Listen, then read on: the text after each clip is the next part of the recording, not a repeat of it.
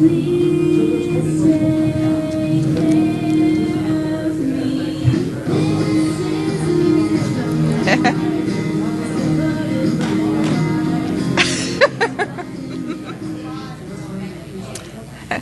welcome back. I hope everybody is refreshed and had a good cup of coffee or and tea. The magnet and all the other stuff. Let's continue with our panel. So the next question I have, and hopefully you guys can answer in a brief, concise, practical manner, would be, do you routinely add any minerals IV? And how many treatments do you use per patient? Let's say a patient that comes with for secondary prevention, they already have had an MI, are on medical treatment, and they found out that chelation therapy was a reasonable option. They have documented toxic metals. How many treatments do you offer? Do you do routinely on IV minerals? Robin? Well, in that situation, I would do a minimum of 30 before I'd put them on maintenance. And the timing really depends on how often they can come in. If they can come in, I usually tell them not to do any less than one a week, sometimes twice a week.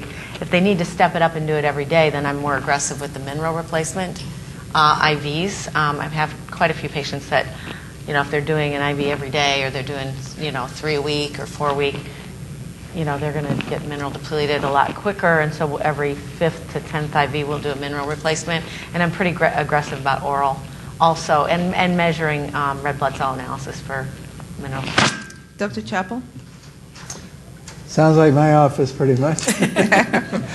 The only difference I'd say is with toxic metals, I'll recheck those every 10 treatments because that might modify things a little bit. But otherwise, 30 treatments is my basic course for most people. But if they're not getting completely satisfactory results, I'll push that on in segments of 10. Right, I would agree with that too. Yeah. Mm-hmm. Terry, why are you testing the metals? Because sometimes they'll go up and sometimes they'll go down. Well, I'm testing for metals mainly if I've tested for metals ahead of time and I'm treating them for toxic metals. I want to see what they are every 10 treatments. And what I'll do is if they are coming down nicely but they're not where I want to be, I may switch over to oral at that point. Unless I'm treating for cardiovascular, and then I'll usually do it for a minimum of 30. If I'm doing pure prevention for a basic course, usually it's 20. But it varies. It's really individualized. So if you do IV for primary prevention, those 20 treatments, do you offer to them like once a week or over the next 6 months? How do you tell the patient? Well, for primary prevention, it's mostly once a week, but I have a few people I'll even go every other week. Okay. Dr. Gordon? All those answers agree totally with what I do. The point that I make is beyond this part of the treatment. I point out that if I took you on as a patient and you were a welder and I had a lot of lead come out, if you go into an office environment and you don't weld, after I've got your provoked specimens down to about 0, and I make you sit in an office environment, no welding, come back in 6 months to a year, your next provocative will be at least 90% as bad as the first provocative that I did before I gave you 100 chelation. So the point is that we do not move it out of bone, and bone has to reach a new homeostasis with soft tissue. And that's why I've got to get everybody to be honest with our patients, because our patients don't like to be told that we poisoned our earth and it's a lifetime program. and yet the bottom line is that I think we have to be on some form of detoxification.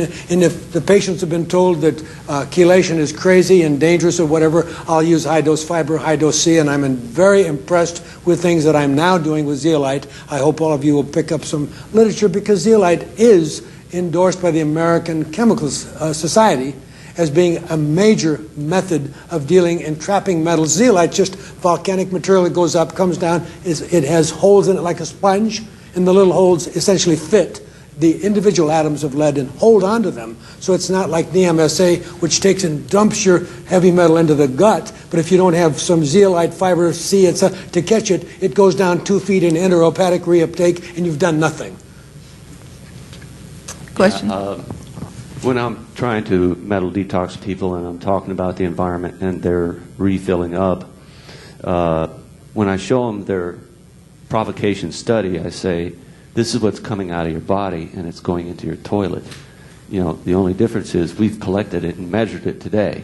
And I said, because that's in your body and it's in our environment and it's going to come back. And I said, if we look at the levels coming out of your body, you technically be considered by the EPA to be excreting a toxic hazardous waste. So I bought a roll of 1,000 biohazard stickers. And I give them a little biohazard sticker to put on their shirt and say, look, when you go home today and use your toilet for the next 6 hours, you're going to be a toxic waste emitter. And they get the picture. My experience has been, once I get people down, particularly if they're symptomatic. Like I had this one lady with neuropathy in her hands. She came to me, we got mercury out of her, neuropathy went away. And almost 18 months to the day, she's back. She does 5 or 6 treatments, neuropathy goes away. 18 months to the day, she's back with the neuropathy. So now she's a little more comfortable with coming in every month or so and getting chelated.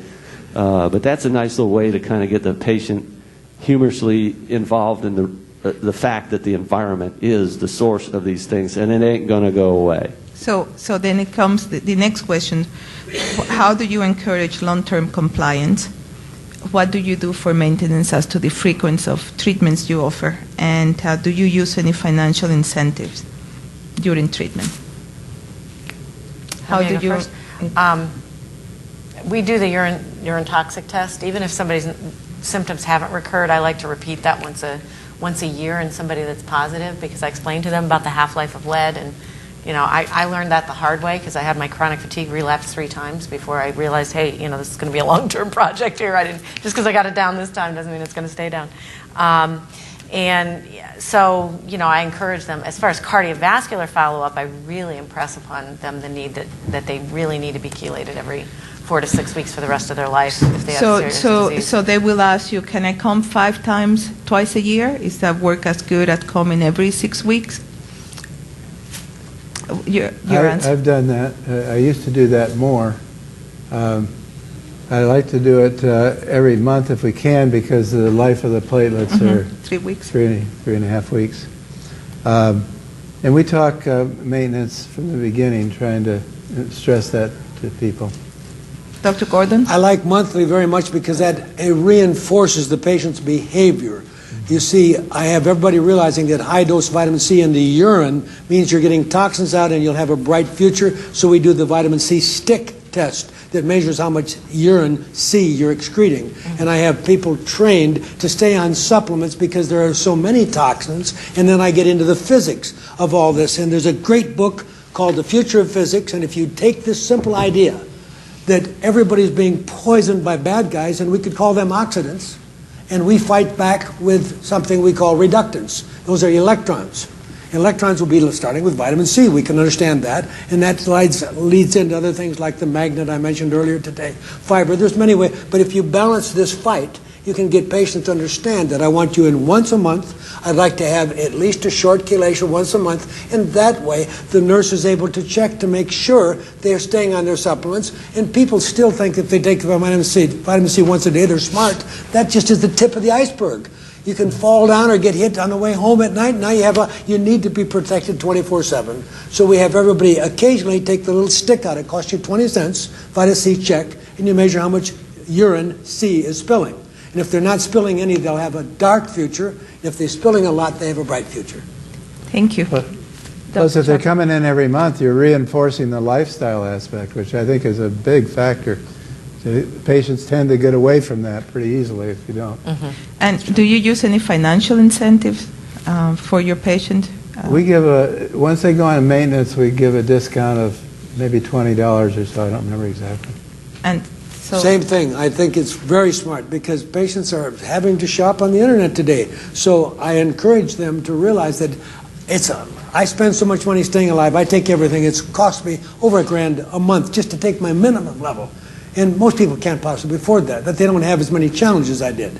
But I try to say the more you take, and these are some of the things I like, the deeper discount I will see to it that you are eligible for, because I want to make it as affordable as possible. And do you do the same? And we do sort of a package on the chelation that if they do 10, we give them one free. Good. on the Thank you amount. very much. Any questions from the audience about? What's the general price of a? Would you like to come to the microphone, please? The question was, what's the general price of chelation for the tape? We charge $145 plus if we give a push or a separate IV. I think ours is 140 now. And Same price, 140. If somebody is just doing a push, some people are charging as little as 70, but if they do a Myers, it's another 70, so it still comes out to 140. yeah, we charge in Canada 125. Yeah, see, what we do is, I'm not just chelation, but doing it because all this managed care and stuff like that. And current patients, we give them 20% discount if they have no balance, okay? So that works very well. Thank you. Dr. Adams? Does anybody know the number needed to treat and number needed to harm for EDTA chelation? I'm not familiar with those numbers. Because if we ask our patients to go ask the cardiologist, Yes. we better be ready to. Yes, good question. And just remind everyone, Osler said that medicine is the science of uncertainty and the art of probability. Thank you. Well, since I've purchased over my lifetime about 7,000 research papers on EDTA, so I've probably read more of them than anybody in the world. And I'm from Madison, Wisconsin, where Johann Björksten, who was very interested in longevity gerontology, pointed out that if you dip multicellular organisms called rotifers into EDTA, they live a minimum of 50% longer. It's So a my answer- preservative. Pardon me? It's a preservative. Yes, exactly. And so, bottom line, and EGTA makes them live 75% longer. So there's something, and that's a stronger calcium chelator. So my answer is that basically the benefit-risk ratio in my mind, I think that's why at age 77 I feel better than I have in my entire life. I would no more stop my high-dose oral C and my oral chelation. But Dr. Gordon, though, Yeah. I think part of that is important, that the question is very valid in the sense that, you know, We how don't have many... the data. We don't have the data. Yeah. Yeah, got it. You can calculate it on the article in your syllabus there. I think that I was but- going to mention that.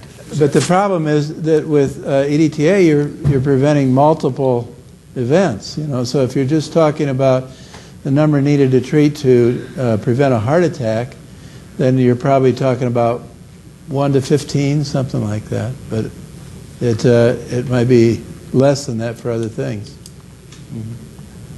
I was curious, I didn't know if there was a party line on that or. But, you know, that would be a very good exercise for us to work at and then present it at the next ICIM.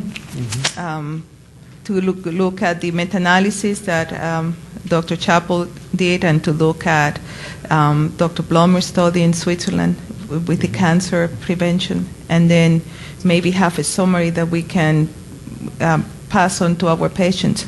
It'll come out in question? the TAC trial. Yes. That's true. With Dr. Bloomer, you've got it based on lead, and that's the know. right direction to go. So if you're basing it on lead, the data are going to be very persuasive. You have a question? Yeah, I was curious, really, for kids, the absorption rate of oral EDTA and EDTA suppositories. My answer is that I put EDTA, I bathe in EDTA. I put EDTA in anything I have gum with EDTA. I like EDTA. I want EDTA in my gut at all times. I tell people that if it wasn't absorbed at all, I would be on EDTA because I don't like colon cancer. And I don't like the fact that everybody in this room, when you have a bowel movement, doesn't just have mutagens, you have carcinogens. You can cut those down with EDTA because if you look at tying up transition metals, you prevent the free radical damage in the lipid peroxides and other bad things that are occurring, skatol, indole, cadaver. You cut down the toxins going out the far end. So to me, EDTA needs to be in everybody every But day. what's the absorption, though? And so that would be even if you had zero absorption.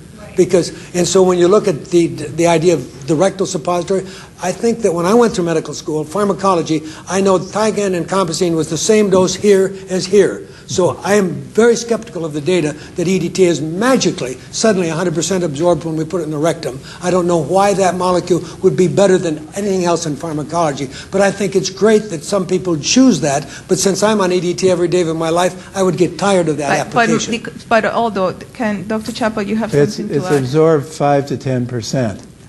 But I mean, that's a big advantage if you're taking lead in orally because it's not absorbed, you know. It goes out through your system. And suppositories are better? What? Or No, suppositories- I don't think suppositories are any better. I don't think they're as well tolerated either. They can be very poorly tolerated by a lot of people. You have a question? Dr. Gordon, you're taking oral EDTA. How do you control the minerals that you have in your body? Okay, oral EDTA, since we've talked about it, is maybe we just said 5 to 10% absorption unless you have leaky gut. Then you're up to 15% absorption. And across the board, I have everybody on chelated minerals every single day of their life. And since I worked with John Miller, who just thing out there, we chelate minerals so they're well absorbed. And I use chelated minerals, and I even use them from the Great Salt Lake. So I get cesium and rubidium and everything that's known to mankind. And if you're still the least bit concerned about it, I get some from the ocean called Quinton marine plasma. So I get intake each day, taken separately from the oral chelator. And I have never seen any of my patients have overchelation syndrome. And since I ran a little laboratory that was called Mineral Lab, that I sold to a little company called Doctors Data, and I had offices in Tokyo and as well as Amsterdam, Boston, San Francisco. I've done a couple 100,000 people over years, so I have a lot of data in which I'm basing it on. I tell people it's a waste of time as long as you're taking a good supplement, but today with the magnetic field of the Earth collapsing, we don't utilize things very well. That's why we have so much time with magnesium absorption. So when I teach people about the pulsed electromagnetic field, that increases bioporation. So since I treat myself with the magnet, I'm getting absorption 10 times what you're getting, and I'm still getting rid of toxins. So there's a lot to learning why I feel good at age 77, better than I have in my Thank entire you. life. Clarification, Gary. Do you take the EDTA at a separate time of day than the minerals? No, because it's going to be absorbed slowly. I don't have the time to separate. It's like, would you take your calcium separate from your magnesium? Be nice. Let's take our zinc separate from our copper. Forget it. You get zero compliance. So I take it all down the hatch. Well, I'd like to thank the panel. It has been very entertaining.